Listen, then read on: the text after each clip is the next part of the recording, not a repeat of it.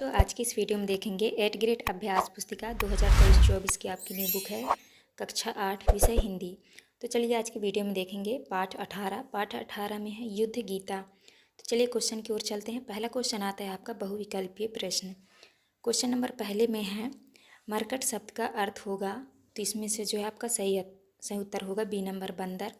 दूसरे में है अस कही सम्मुख फौज रंगाई, पंक्ति में रेखांकित शब्द का विलोम शब्द क्या है? आपको उत्तर में करना है सी विमुख। तीसरे में है विभीषण किसके मित्र थे? तो आपको उत्तर में करना है डी नंबर राम के। चौथे में है आदि कवि किसे कहा जाता है? आपको उत्तर में करना है वाल्मीकि।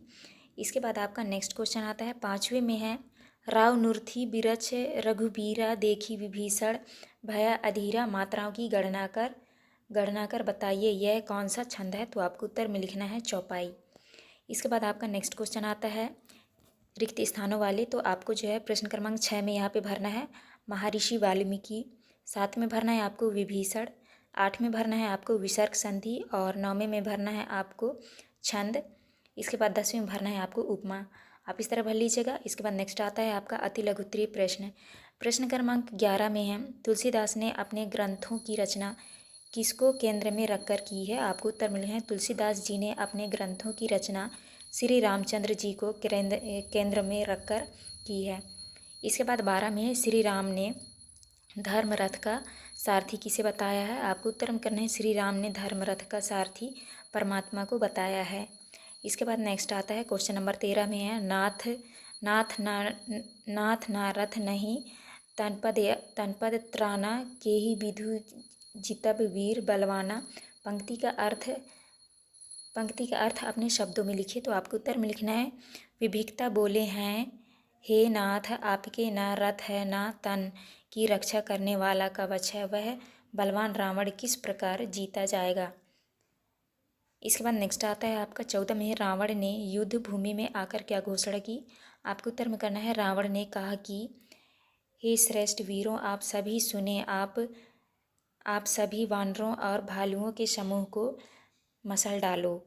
इसके बाद नेक्स्ट आता है आपका क्वेश्चन नंबर 15 में है रावण युद्ध के समय विभीषण क्यों चिंतित थे? आपको उत्तर में करना है विभीषण रामचंद्र जी से बहुत प्रेम करते थे। प्रेम की अधिकता होने के कारण विभीषण के मन में संदेह उठा कि रामचंद्र जी कुछ युद्ध में रावण पर विजय प्राप्त नहीं कर सकेंगे।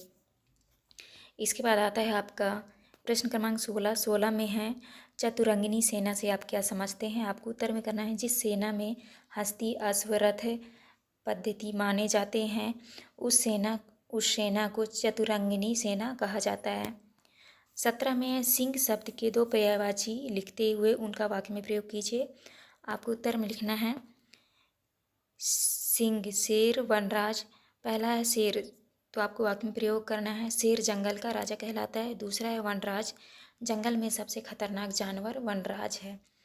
आप इस तरह कर लीजिएगा। इसके बाद आता है आपका प्रश्न क्रमांक 18 में है बल विवेक दम परिहित घोरे क्षमा कृपा समता रजु जोरे, उपर्युक्त पंक्तियों का भावार्थ लिखिए। तो आपको उत्तर में लिखना है बल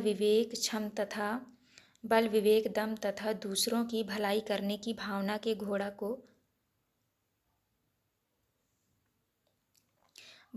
घोड़ों को क्षमा कृपा और समानता की रस्सी से जोड़ा गया है, उस रथ से विजय प्राप्त होती है। इसके बाद नेक्स्ट आता है आपका दीर्घोत्तरीय प्रश्न क्रमांक 19 में है प्राचीन काल में होने वाले युद्ध एवं वर्तमान में होने वाले युद्ध में क्या क्या अंतर है, विस्तार से लिखिए। आपको उत्तर में करना है प्राचीन काल में होने वाले युद्धों में हाथी घोड़े ऊंट आदि जानवरों का प्रयोग करते थे, सवारी के रूप में किया जाता था। वर्तमान में होने वाले युद्धों में ट्रक बस रेल हवाई जहाज हेलीकॉप्टर आदि का प्रयोग सवारी के रूप में किया जाता है। प्राचीन काल के युद्धों में धनुष बाण भाला तलवार आदि हथियारों का प्रयोग किया जाता था। वर्तमान में युद्ध तोपों मिसाइलों मशीन गनों इत्यादियों से लड़ा जाता है। इसके बाद नेक्स्ट आता है आपका प्रश्न क्रमांक 20 में रावण की सेना के विषय में विस्तार से लिखिए। तो आपको उत्तर में लिखना है लंका नरेश रावण की सेना युद्ध क्षेत्र की ओर जब जब प्रयाग प्रस्थान कर रही थी तब उसके चलने से जो धूल धूल उड़ी उससे सूर छिप गया। हवा भी थक गई, पृथ्वी भी व्याकुल होने लगी।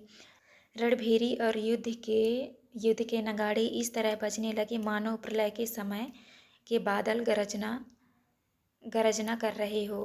तो आप इस तरह कर लीजिएगा। ये था आपका लास्ट क्वेश्चन। यहाँ पे हमारी वीडियो कंप्लीट होती है। वीडियो अच्छी लगी तो प्लीज़ हमारे चैनल को लाइक एंड सब्सक्राइब करिएगा। मिलते हैं अब नेक्स्ट वीडियो में।